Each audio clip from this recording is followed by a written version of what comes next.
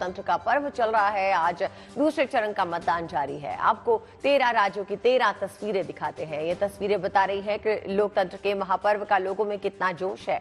जिन राज्यों में आज वोटिंग हो रही है उसमें केरल शामिल है, जहां सभी 20 सीटों पे वोट डाले जा रहे हैं। वहीं कर्नाटक में 14 सीटों पे आज मतदान चल रहा है। राजस्थान में 13 पर आज वोटिंग का दिन है। उधर यूपी और महाराष्ट्र की बात करें तो 8 सीटों पे लोग अपने मत अधिकार का प्रयोग कर रहे हैं। आज मध्य प्रदेश में 6 सीटों पे वोट डाले जा रहे हैं। इसके अलावा असम और बिहार की 5 सीटों पे मतदाता अपने पसंदीदा उम्मीदवार को चुन रहे हैं। इसके अलावा पश्चिम बंगाल और छत्तीसगढ़ में 3 सीटों पे वोट डाले जा रहे हैं, जबकि त्रिपुरा की 1 और जम्मू कश्मीर की 1 सीट पे आज मतदान हो रहा है। भारत के मुख्य चुनाव आयुक्त राजीव कुमार ने लोगों को भरोसा दिलाया है कि सभी बूथों पे व्यवस्थाएं दुरुस्त कर दी गई हैं। वोटर्स के लिए पीने का पानी, पंखे सहित सभी इंतजाम है।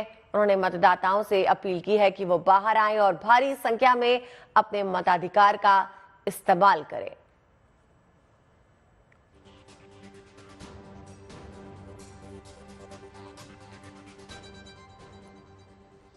आज 12 राज्यों और केंद्र शासित प्रदेश जम्मू कश्मीर में मतदान चल रहा है, तो तमाम दिग्गज नेता और दूसरी हस्तियां सुबह से ही वोटिंग के लिए मतदान केंद्रों पर पहुंच रही हैं। आपको हम दिखा रहे हैं दिग्गजों के मतदान की ये तस्वीरें। सबसे ज्यादा उत्साह तो बेंगलुरु की हाई प्रोफाइल हस्तियों में देखने को मिला है। इन्फोसिस के मालिक एन नारायण मूर्ति और उनकी पत्नी राज्यसभा सांसद सुधा मूर्ति सबसे पहले वोटिंग के लिए पहुंचने वालों में रहे। वहीं भारतीय क्रिकेट टीम के हेड कोच राहुल द्रविड़ ने सबसे पहले वोटिंग करके लोगों को मतदान का संदेश दिया। लोकसभा अध्यक्ष ओम बिरला ने कोटा में तो बीजेपी की उपाध्यक्ष वसुंधरा राजे ने झालावाड़ में वोट डाला। केंद्रीय वित्त मंत्री निर्मला सीतारमण ने बेंगलुरु में और केरल के सीएम पी विजयन ने कुन्नूर में वोट किया।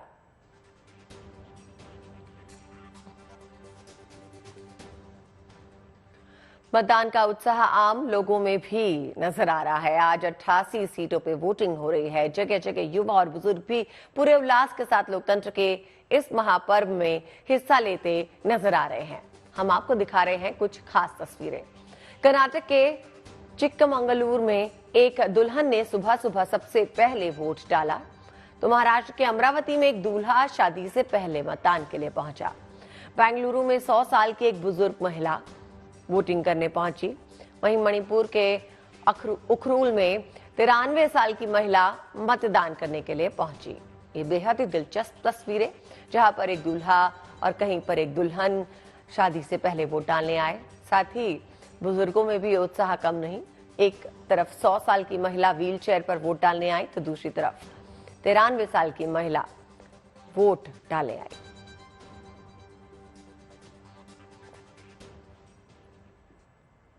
आम चुनाव के दूसरे चरण में आज 88 सीटों पे 1000 से ज्यादा उम्मीदवारों की किस्मत का फैसला होने वाला है। तमाम उम्मीदवारों के दिलों की धड़कनें बढ़ी हैं। इनमें कई हाई प्रोफाइल उम्मीदवार हैं, कई दिग्गज नेता और केंद्रीय मंत्री हैं।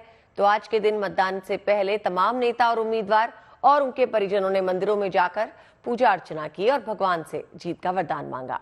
लोकसभा अध्यक्ष ओम बिरला कोटा से उम्मीदवार हैं। सुबह सुबह वो भी मंदिर पहुंचे और पूजा अर्चना की। वहीं मैसूरू राज परिवार के लोग भी पूजा पाठ करने पहुंचे। बीजेपी ने मैसूरू राज परिवार के यदुवीर वाडियार को उम्मीदवार बनाया है। उधर जोधपुर में पूर्व सीएम अशोक गहलोत पूरे परिवार के साथ पूजा अर्चना करते हुए दिखाई दिए। अशोक गहलोत के बेटे वैभव गहलोत लोकसभा चुनाव लड़ रहे हैं। खजुराहो में बीजेपी के प्रदेश अध्यक्ष और उम्मीदवार वीडी शर्मा पूजा अर्चना में लीन दिखे। बुलंदशहर में बीजेपी उम्मीदवार भोला सिंह भी मतदान से पहले मंदिर पहुंचे और बेंगलुरु साउथ से बीजेपी उम्मीदवार तेजस्वी सूर्या भी भक्तिभाव से पूजा अर्चना करते हुए नजर आए।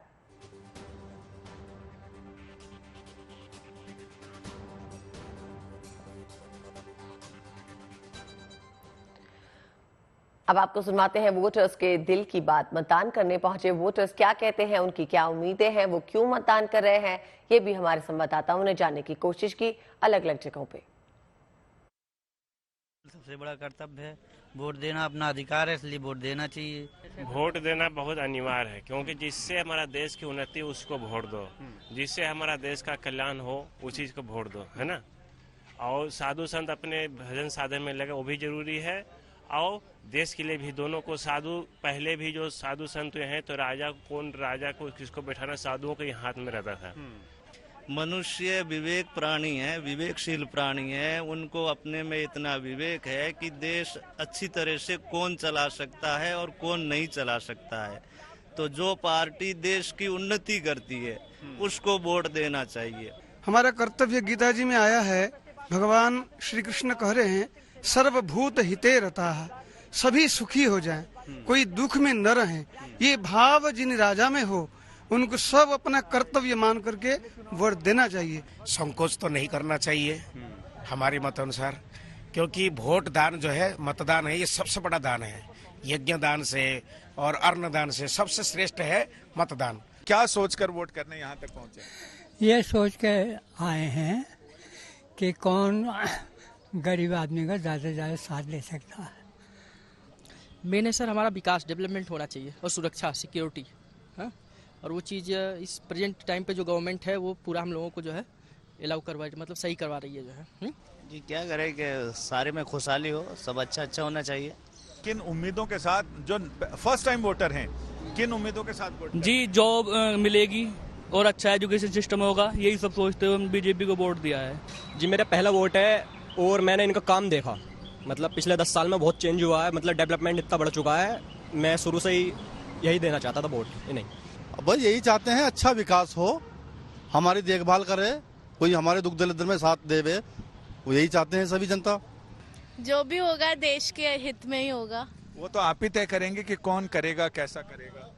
वो तो हमारा सेल्फ डिसीजन है, जो भी होगा रिजल्ट में देखे जाएगा। मेरा उम्मीद यह है कि जो भी चुन के आए वो जनता जनार्दन का ध्यान रखे और जो वादे किए हैं उसे पूरा करें। सर क्या किया उन्होंने, ऐसी कौन सी चीज है पर्टिकुलर जिससे हम कह सकते हैं कि हमें कांग्रेस को लाना चाहिए? हम तो वही कहेंगे जो राम को लाएगा हम उन्हीं लाएंगे। आप क्या मुद्दे हैं? आप फर्स्ट टाइम वोटर। धर्मो रक्षते रक्षिता, वही है सर, जो राम को लाएंगे हम उनको। मुद्दा क्या था आपके दिमाग में जब आप वोट नहीं किया? मैंने पहली बार वोट किया है तो बस थोड़ा सा मैंने सोचा कि हाँ वोट करना चाहिए, सभी को वोट करना चाहिए, आपका राइट है। आपके नेशन के लिए जो गवर्नमेंट चूज हो रही है आपको भी उसमें पूरा पार्टिसिपेट करना चाहिए। For me security and development. Security और डेवलपमेंट की मुद्दे पर। यस, लोगों की सुरक्षा होनी चाहिए, ये नहीं कि महिलाओं का ही उत्थान होना चाहिए, सभी का उत्थान होना चाहिए। बच्चे हैं, बूढ़े हैं, बुजुर्ग हैं, सभी के लिए होना चाहिए। विश्व को महागुरु बनाने की जो चलने की देश को आगे जा रहा है, उसको विकास को आगे बढ़ाने के लिए मैं अपने बूथ पे पहला वोटर था, फर्स्ट वोटर था। सभी भारतवासियों, आप लोग आइए, उठिए, सबसे पहले वोट दीजिए। आप अपने अधिकार को और देश का विकास आप ही लोगों के ऊपर निर्भर करता है। कहना चाहूंगी आज बहुत इम्पोर्टेंट दिन है क्योंकि आज वोटिंग का दिन है। भागलपुर में तो है ही, जहां और भी कहीं वोटिंग हो रही है, मैं सब लोगों से यही रिक्वेस्ट करूंगी कि एक बहुत इम्पोर्टेंट राइट है हमारा एज एन अवेयर सिटीजन। बाहर निकलिए, वोट करिए, because your vote is precious. यहाँ के लिए यही कहूंगी कि भागलपुर की जनता जीतेगी। लोकतंत्र के उत्सव में प्रत्याशी क्या कह रहे हैं, चलिए अब ये जानते हैं। मेरठ का लड़का आज वोट देने नहीं, वोट मांगने के लिए लोगों से रेडी है। किस तरह का ये मूड, आप सेंटिमेंट फील करते हैं अपने लिए आज जब आप नेता बन के यहाँ आए हैं मेरठ? मुझे बहुत अच्छा पॉजिटिव जो रिस्पांस मिला है वो बहुत पॉजिटिव है। जैसे यहाँ के लोग बताते हैं कि पिछले चुनावों में जो इस बार हुआ है, जिस तरह से लोग बाहर निकले हैं रैलीज में और रोड शोज में, वैसा कभी यहाँ पहले कभी नहीं हुआ था। इस तरह का जो लिटरली जुनून है लोगों में, तो ये बहुत एक पॉजिटिव साइन है। आपका श्री राम का किरदार होना, राम मंदिर बनना, आपको लगता है ये कहीं ना कहीं ये कनेक्ट बैठा है मेरठ के लोगों के लिए यहाँ पर? ये कनेक्ट तो पूरे देश के लिए है बेसिकली, और क्योंकि मैं यहाँ हूँ तो डेफिनेटली ये कनेक्ट होगा जरूर। रामायण सीरियल से और आर्टिकल 370 तक ऑडियंस से तो आपने कनेक्ट बना लिया। मेरठ के लोगों के लिए एज अ नेता आप मानते हैं कितना कनेक्ट बना है, बनेगा, और अपने ऊपर किस तरह की रिस्पॉन्सिबिलिटी आप देखते हैं? नहीं, कनेक्ट देखिए एज नेता तो मुझे नहीं पता मैं नेता हूँ भी कि नहीं, वो मुझे नहीं पता है। तो कैसे आप आगे इसको ले जाएंगे? नहीं, अब आगे देखिए, किसी भी चीज़ के लिए हम जो भी जनप्रतिनिधि होते हैं वो किस काम के लिए होते हैं? वो ये होते हैं कि उस स्थान की जो समस्याएं होती हैं, जो प्रॉब्लम्स होती हैं, या उस स्थान का जो विकास होता है उसमें अपनी सहभागिता दें। तो बस उसी तरह से काम होगा। एक आखिरी सवाल आगे, क्योंकि आपकी उम्मीद जरूर होगी कि आप जीते, उसमें प्राइम मिनिस्टर मोदी का तो ऑफ कोर्स एक इमेज रहा ही है। आप एज एन एमपी यहाँ पर किस तरह को लोगों को कहते हैं कि मैं अब एक्टर नहीं, मैं आपके यहाँ का एक प्रत्याशी और आपके ही बीच रहूंगा और काम करूंगा? हाँ, वो मैं पहले भी कह चुका हूँ और अभी भी कह रहा हूँ कि मैं यहाँ अपनी जन्मभूमि को अपनी कर्म भूमि बनाने के लिए आया। हेमा जी, 2 बार सांसद रही आप, तीसरे बार की चुनावी जंग के लिए कितना कॉन्फिडेंट लग रही हैं?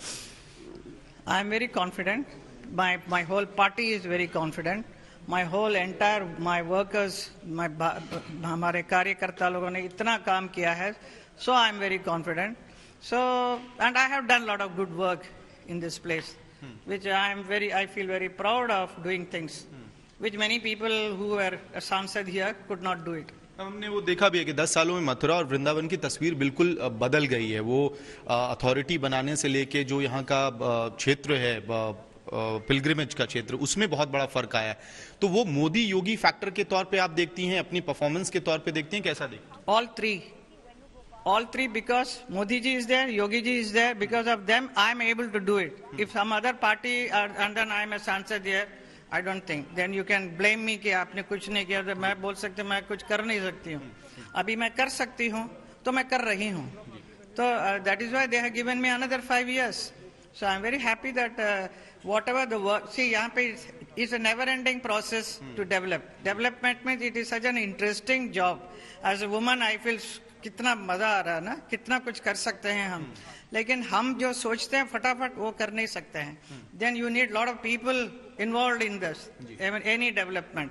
उसमें आगे पीछे थोड़ा देर होती है। प्रक्रिया आप कह रही हैं। मैं पूर्णिया की जनता से कहूँगा कि ये लोकतंत्र बचाने के लिए और अपने बेटे का मुंह तोड़ जवाब और गिनीज बुक पर नाम लिखने के लिए वर्ल्ड हिस्ट्री बनाए, इसके लिए एक एक माँ बहनों को घर से निकलकर मतदान केंद्र पर जाकर लोकतंत्र और इस पवित्र महापर्व के भागीदार बने।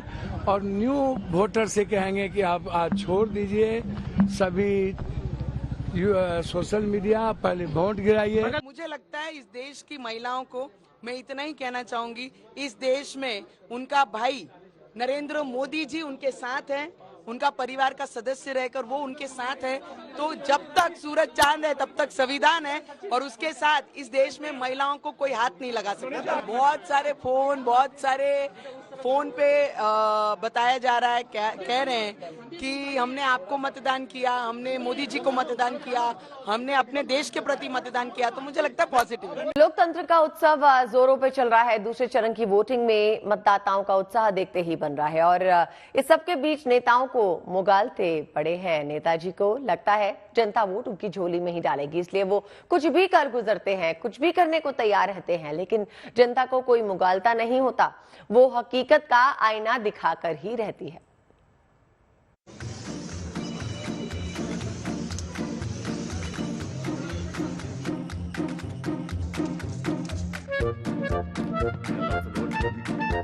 भाई क्या हो गया आप लोगों की आवाज को?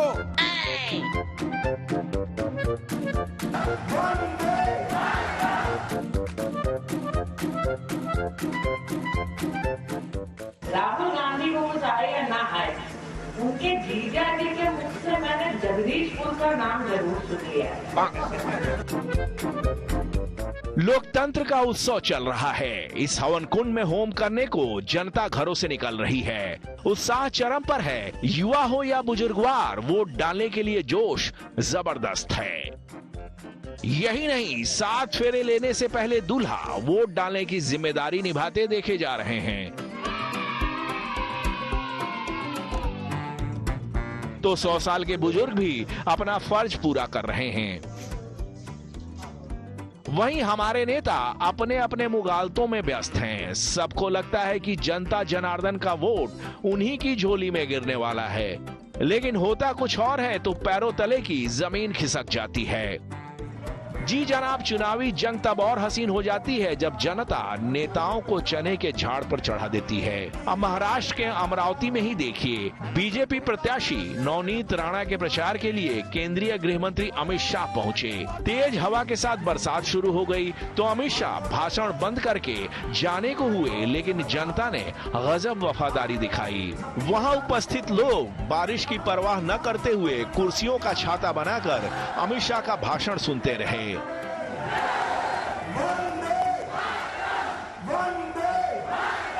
इतनी बारिश में सर पर कुर्सी लेकर मोदी जी और बहन नवनीत राणा का समर्थन करने के लिए अमरावती वालों का बहुत बहुत धन्यवाद, आभार। वंदे मातरम। लोगों का जोश देखकर शाह साहब ने धन्यवाद तो किया ही, नारे भी लगवाए। लेकिन कहते हैं ना, सब कुछ पालिए मुगालता मत पालिए। जिनको जिताने के लिए मैं आया हूँ, हमारी लोकप्रिय प्रत्याशी बहन नवनीत राणा जी और रामदास तड़स जी जनाब, जरूरी नहीं कि बरसात में सिर कुर्सी पर रखकर भाषण सुनने वाली जनता वोट में तब्दील हो जाए। जनता को वोट में तब्दील कर देने का मुगालता इधर अमेठी में दिखा, जहां केंद्रीय मंत्री स्मृति ईरानी ने राहुल गांधी और रॉबर्ट वाड्रा पर जुबानी हमला बोला। अपने प्रचार के दौरान स्मृति ईरानी ने अमेठी में रॉबर्ट वाड्रा के चुनाव लड़ने के पोस्टर पर तंज कसते हुए कहा, जीजा हो या साला, अमेठी में हर कोई है मोदी का मतवाला। उन्होंने वाड्रा पर तंज मारते हुए कहा कि उनकी नजर जगदीशपुर पर है। कह दे रहे हैं और वो आए तो बाग के कागज छिपा लेना, घर के कागज भी छुपा लेना। आज अगर राहुल गांधी से पूछ लिया जाए इन्होंने कहाँ है पर होना कहाँ है, वो नहीं बता पाएंगे। लेकिन चिंता करने की एक बात जरूर है प्रधानमंत्री, राहुल गांधी को कुछ आए या ना आए, उनके जीजा जी के मुख से मैंने जगदीशपुर का नाम जरूर सुन लिया है। इसलिए जगदीशपुर की जनता तो सावधान हो जाए। अगर जीजा जी को जगदीशपुर सुरेश ध्यान में आ गया है, इसका मतलब एक एक गांव, एक एक घर, एक एक व्यक्ति अपना खेत का कागज छुपा ले।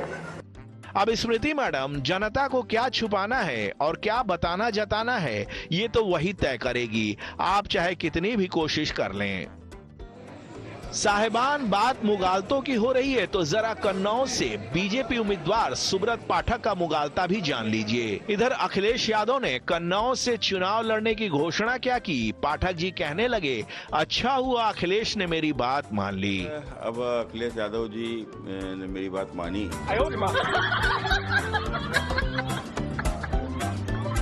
देखो, अखिलेश यादव जी को